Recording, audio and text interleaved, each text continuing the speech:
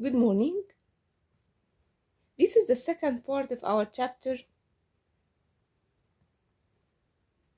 which is the measurement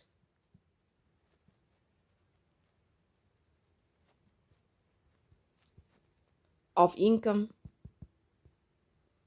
prices, and unemployment. Last time we talked about circular flow model in case of closed economy. Now we are going to add external sector, and this is the case of open economy. Country interact with the rest of the world through export and import.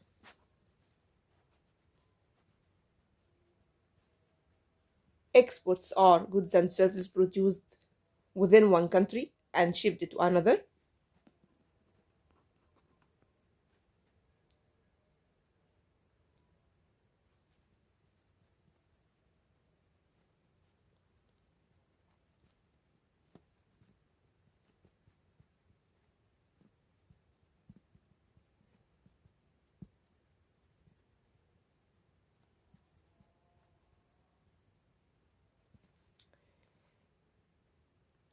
Exports create income in the country, but not part of the consumption and investment spending of residents.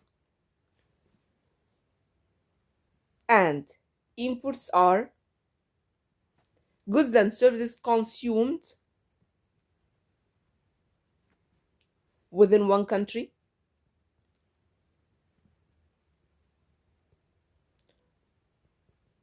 but produced in another country. Imports are expenditure of residents for goods and services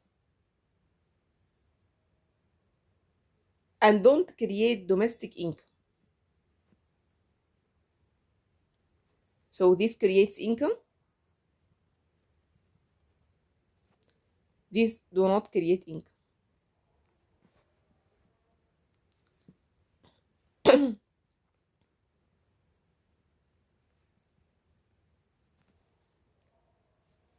This not part of consumption.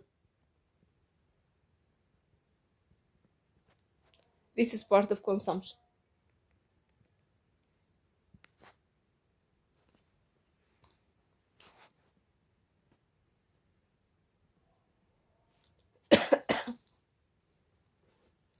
So if income created from exports is greater than income spent on imports, the net effect, which is known as net exports,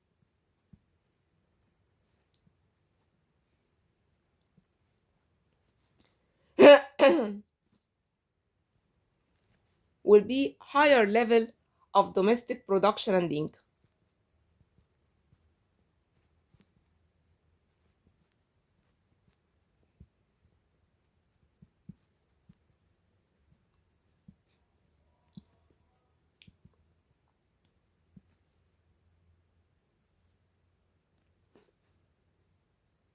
So net export is part of the final product and GDP. Is one of the components of final product and GDP. As we said last time, the GDP equals C plus I plus G plus X minus M.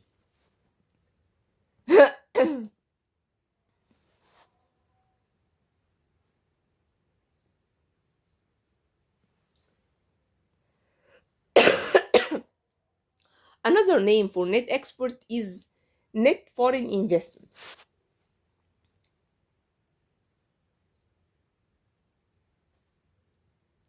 Since net foreign investment creates claims on foreigners. Say, for example,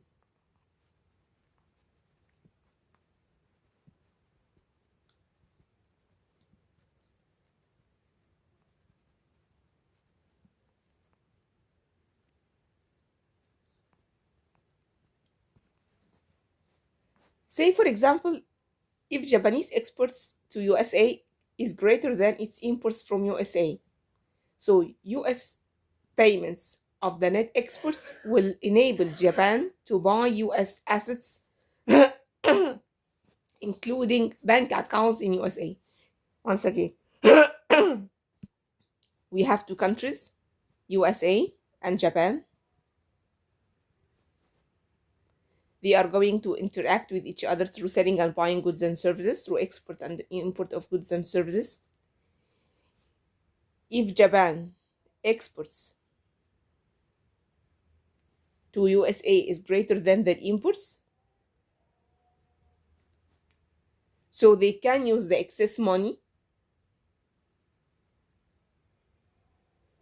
to buy assets in USA. These assets include bank account in USA to deposit their money in USA.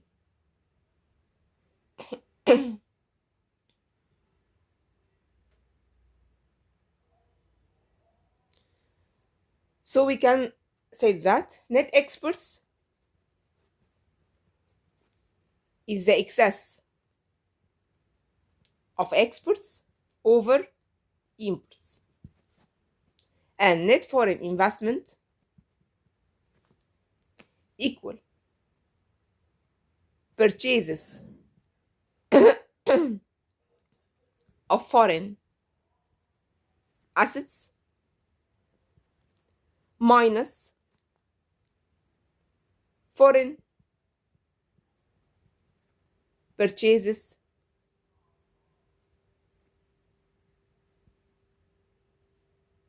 of financial assets. So this is the connection between, actually they are not the same. Net foreign investment is not equal to net exports, or not, they are not the same, the same thing, but they can reflect the same point of view, which is the difference between export and import, and the difference between purchasing and selling of assets. So this is how to connect net export and net foreign investment. What about the government sector? Last time we said that net taxes. What's meant by net taxes, and what's the rule of the government sector?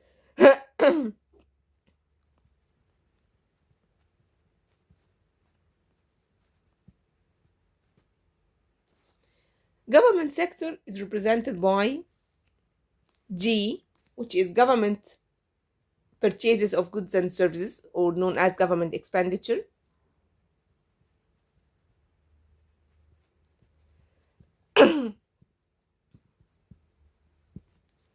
And F, which is transfer payments,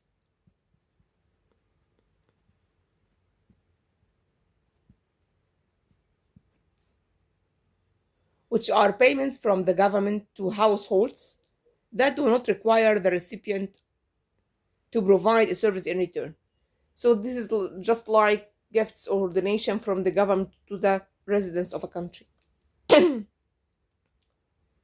For example, Medicare, Social Security, etc.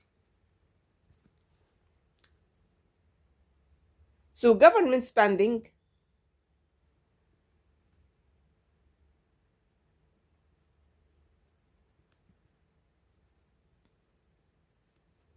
consists of government purchases of goods and services plus transfer payments.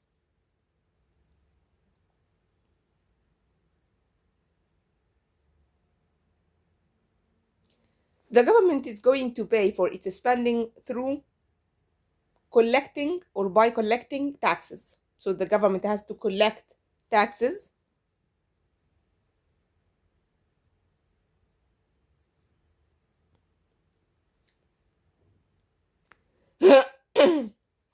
in order to finance government spending. So government spending mainly is financed by taxes, but also the government can depend on borrowing or printing money in order to finance government spending.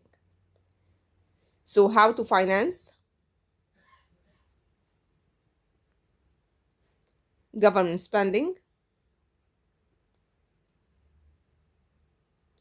This can be done through 3 different ways: taxes, borrowing, and printing money.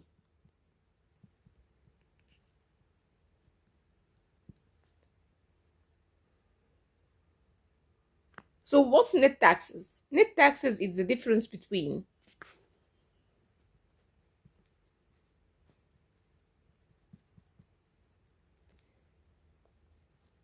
taxes collected by the government and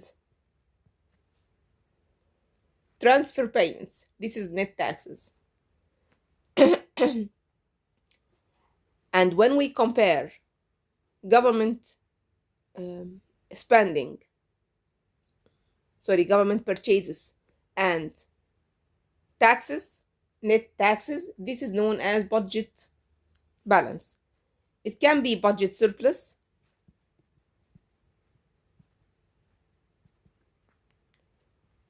when T is greater than government spending, and it can be budget deficit when T is greater than G, and it can be budget balance if T equal G. So let's return back to our examples that we have. Household. But now we are going to include all sectors in the economy, and capital market,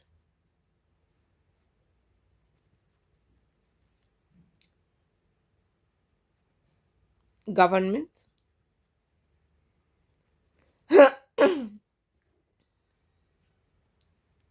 business firms,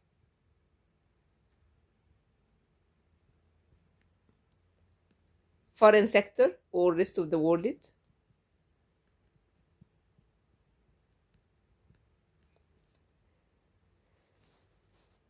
Household are provide their services to businessmen and get income in return.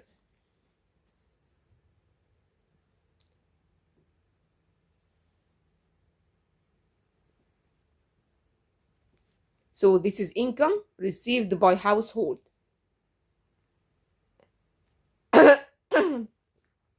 Let's say it is 1,100,000.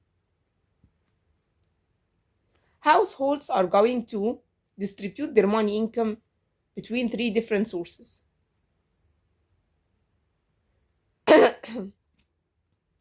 They have to pay taxes to the government, they have to save some money, and they are going to buy goods and services from the business market, from the business firms, and this is consumption expenditure.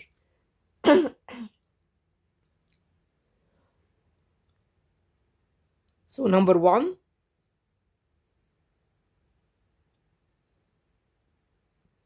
they are going to pay taxes. Say for example 100,000.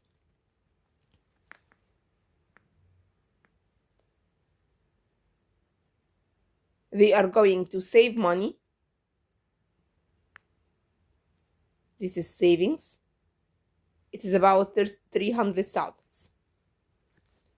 At the same time, government can give transfer payments to households in the form of social security or Medicare, etc. So say the government is going to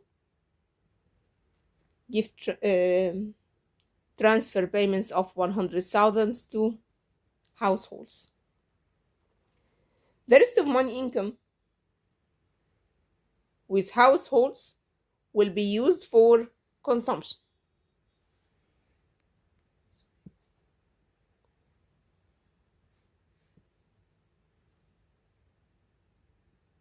This is consumption expenditure. Total money income 101,000 plus 100, so it's 102,000. They have spent 100 for taxes and saved 300, so the net is 800. So they are going to use 800,000 for consumption expenditure.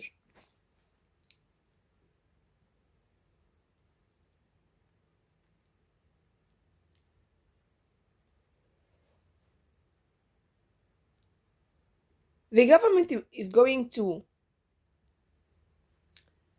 buy goods and services from the business sector in the form of government purchases, or G, which is equivalent to 100,000.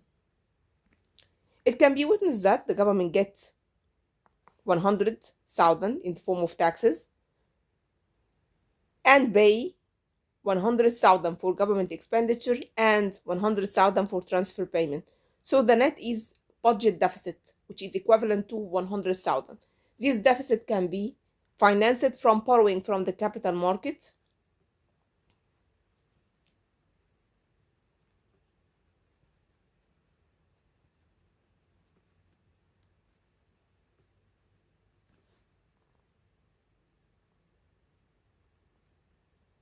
finally. The foreign sector. The foreign sector are going to export and import goods and services. Let's, for simplicity, assume that they are equivalent to each other, which is 100,000 and 100,000. So in this case, net exports equal 0. They are going to offset each other. So this is how the four sectors in the economy interact with each other. As can be witnessed, that each sector must be balanced. Total inflows equal total outflows.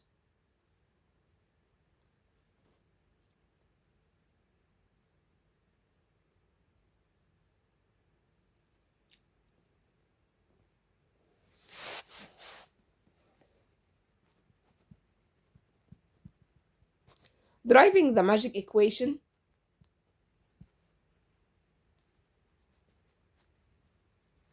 and that one deficits. The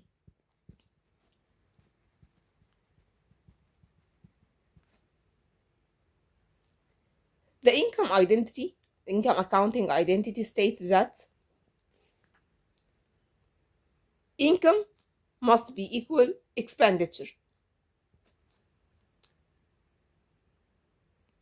So income must be equal C plus I plus G plus X minus M, or net exports.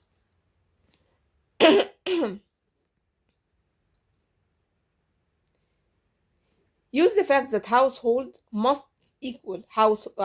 income must equal household spending or outlays.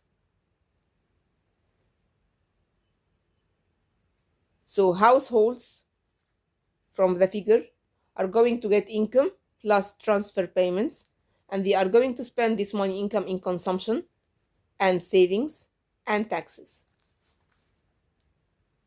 So we can rewrite this equation as y equal C plus S R minus F, which is T.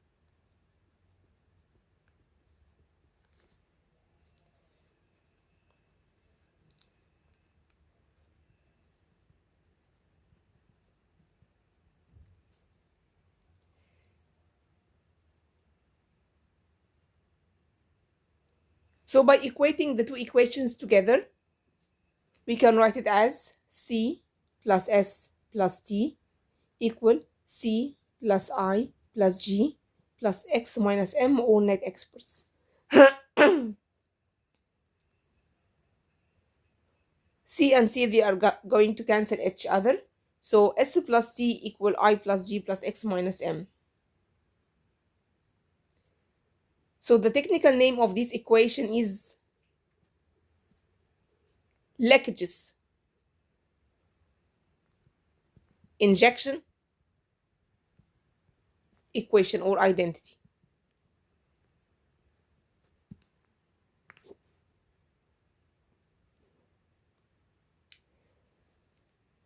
So from this equation, S plus T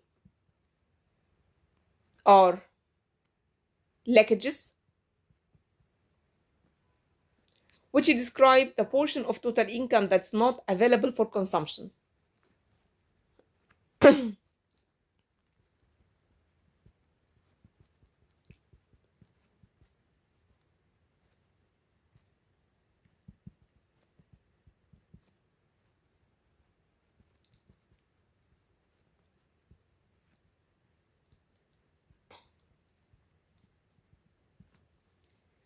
and I plus G plus net exports is injection.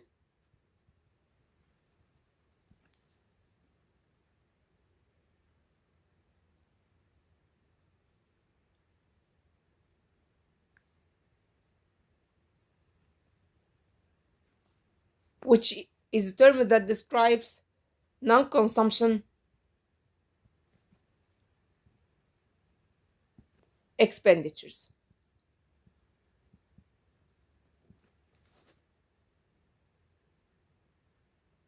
So the magic equation describes how injections and leakages are connected by definition. Now returning back to our magic equation, S plus T equal I plus G plus net exports. If you are going to rearrange the equation to connect sectors together, so we can write it as T minus G equal I plus net exports minus S.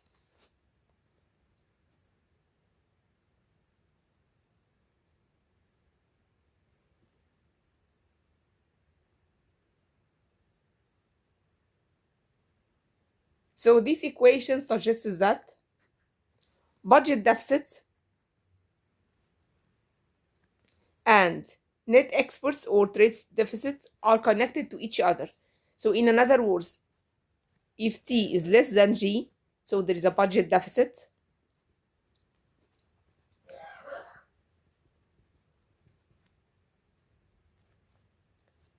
Net exports must be less than 0, which is trade deficit.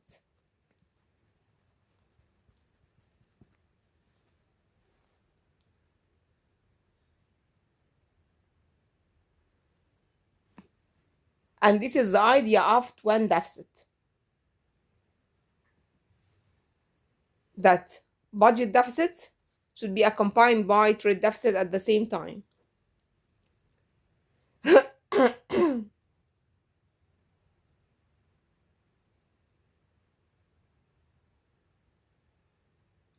What about if T is greater than G? If T is greater than G, there are three different ways that a government budget surplus can be used.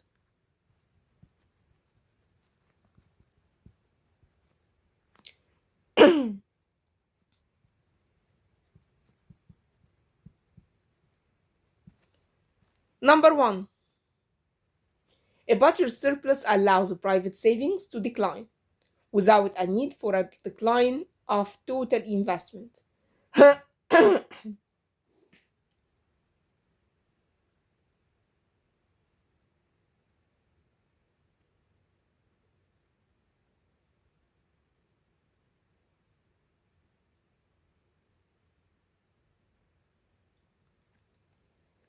So this means that we do not have to decrease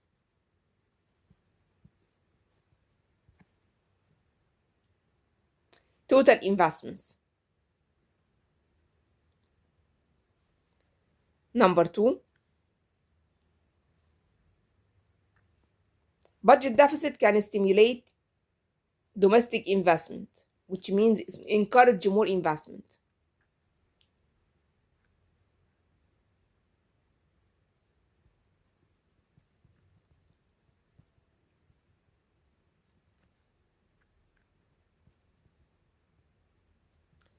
Number three, budget surplus can boost foreign investment.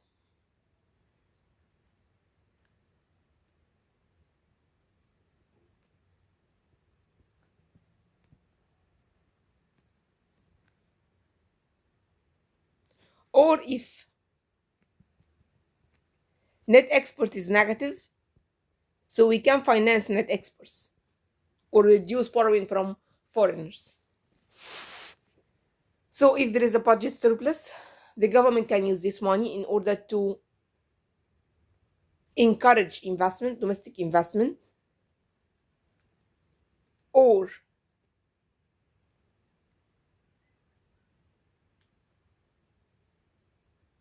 decrease the most domestic borrowing. As you know that the government compete with the private sector for domestic savings in order to finance government spending. If there is positive budget surplus, so the government has enough money, so they don't have to borrow from financial markets, and this money can be used in order to increase investment or to finance net exports from abroad. What about if T is less than G? If T is less than G, budget deficit could make I smaller. Investment is going to decrease. Number two, budget deficit requires savings must rise to avoid any downward pressure on total investment. So in this case, we have to increase savings in order to borrow money, in order to be able to borrow money without decreasing investment. And this will affect consumption, by the way.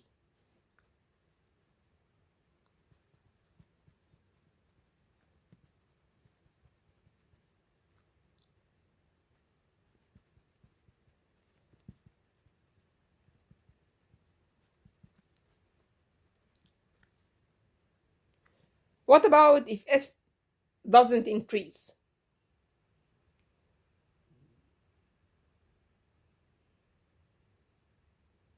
In this case, we have to borrow from abroad.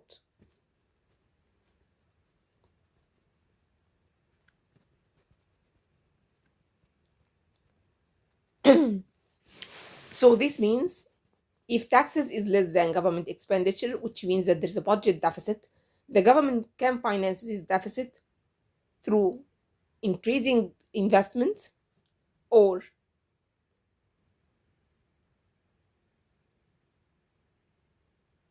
increase domestic savings, but this will affect consumption, or borrow from abroad if there is no change in savings.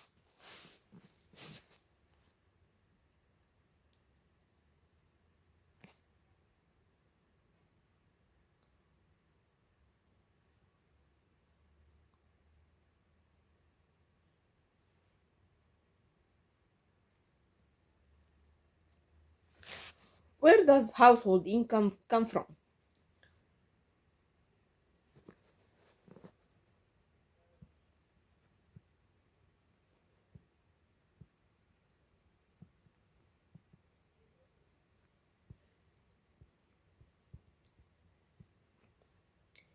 Expenditure on GDP creates income.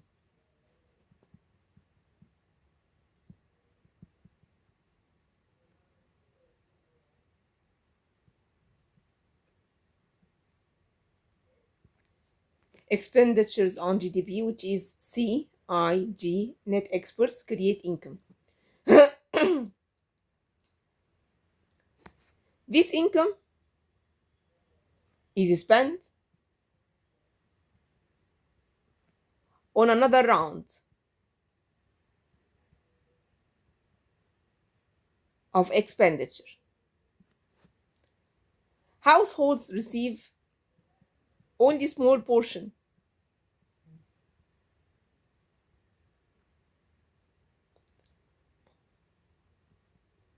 of GDP, and the rest is leaks out in the form of taxes and savings.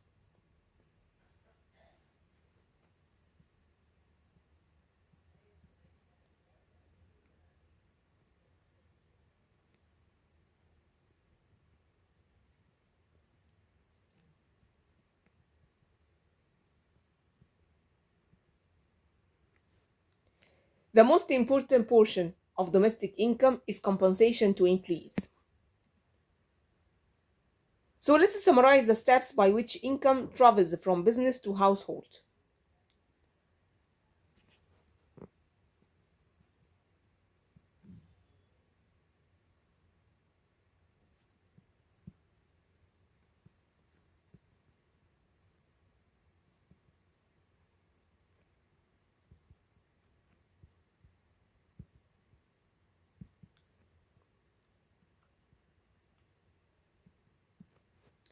Number one, net domestic product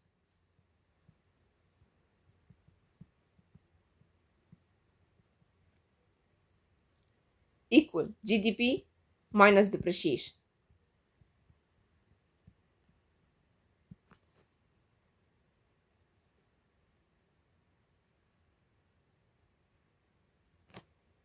So it can be witnessed from this equation that gross or net depends on whether depreciation is included or not.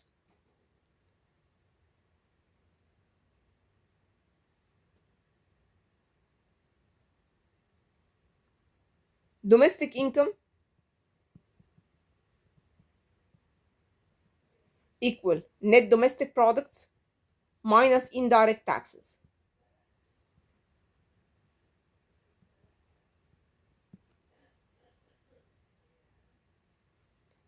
Number three, personal income equal domestic income minus undistributed profit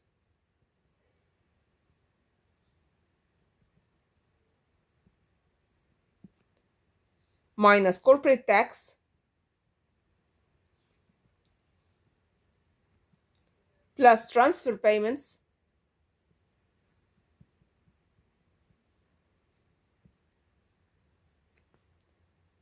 So this is how to get personal income. What about personal disposable income?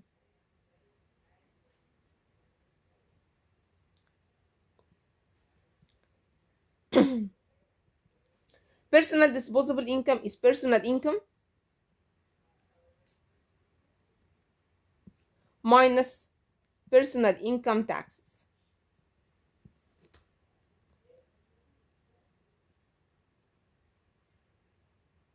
So once again, let's take an example in order to understand it more. Let's assume that GDP is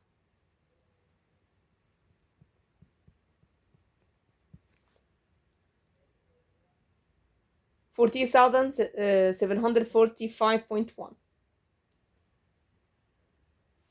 This is gonna be minus depreciation,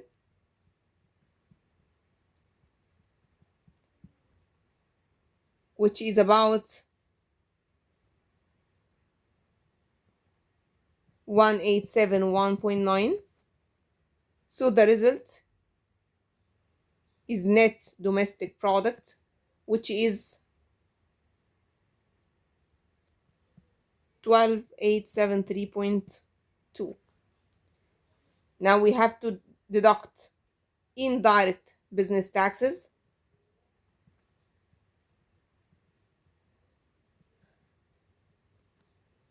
which is 1002.2. So this is domestic income.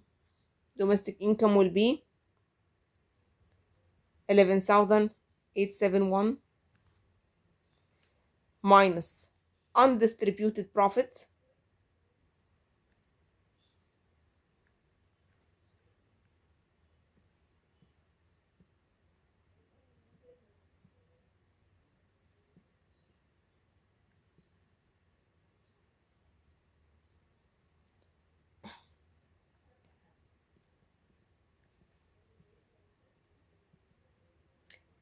say for example it is 474.4 minus social security and the corporate tax, which is 1439.2 plus transfer payments, which is 2635.2. So the final is the personal income, which is 12592.8 minus personal income tax, it's 1177.7. So the net is personal disposable income,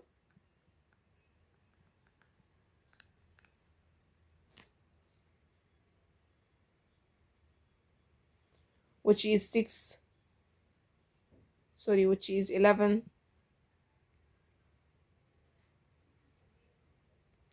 11415.1. This personal disposable income can be distributed between personal consumption and personal saving, in addition to interest and personal transfer payments. So once again, if you are going to get GDP minus depreciation, this is net domestic product. If you are going to get net domestic product minus indirect taxes, this is direct income. If you are going to get direct income minus undistributed income and corporate taxes plus transfer payments, you have personal income. If you are going to deduct personal income tax from personal income, you are going to get personal disposable income that can be spent by household on consumption, consumption, savings, and interest and personal transfer payments. This is the end of our lecture today. Thank you and see you next week.